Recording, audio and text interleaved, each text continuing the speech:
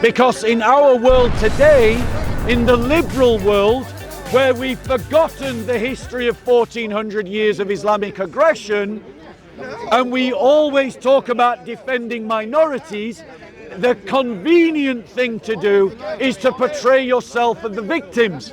But in medieval Islam, they celebrated the conquest, the occupation, and the oppression of Christian peoples.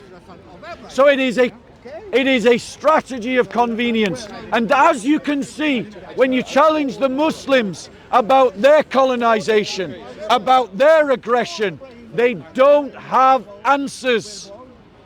And that's why you mustn't let them dominate what the conversation is about.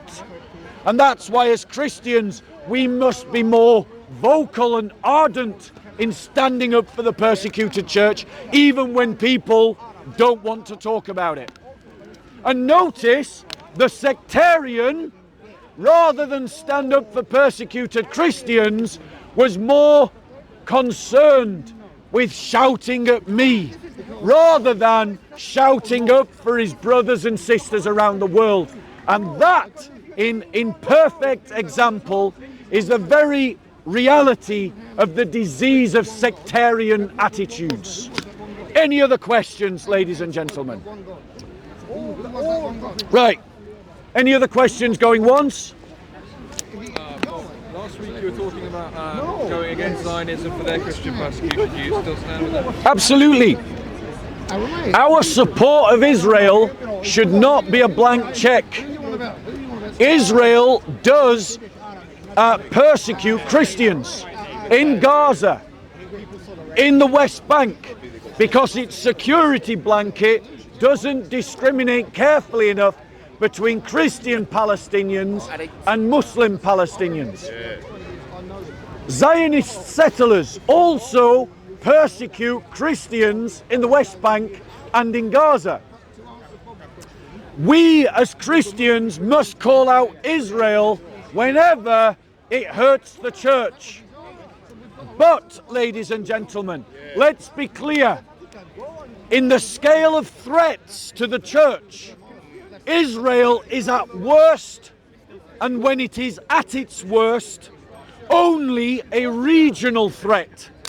But Israel at its best is often an ally to Christians. The Christians of Israel have more rights in Israel than Palestinian Christians have inside Palestine territories. And the Christians in Israel had more rights under Israeli rule than the Christians under Hamas rule.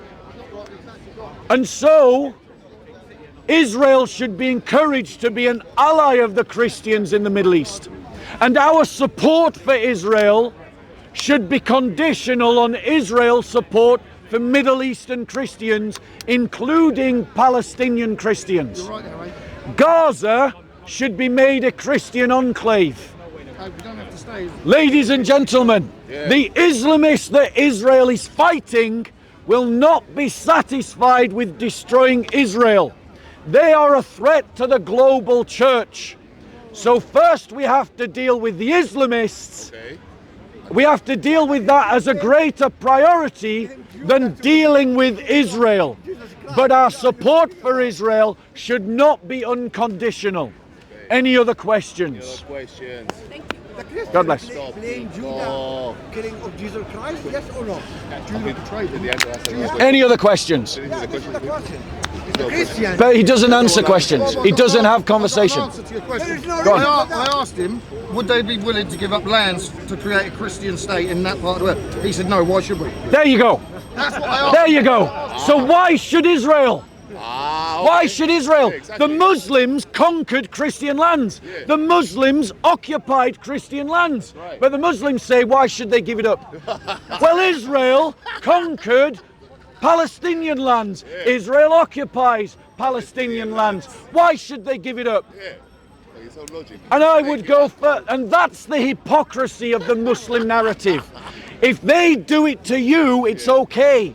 But if someone does it to them, it's a crime. And that's why none of us should have sympathy for the narrative that he expresses. Because what he wants is to do it to you, but not let you do it to him.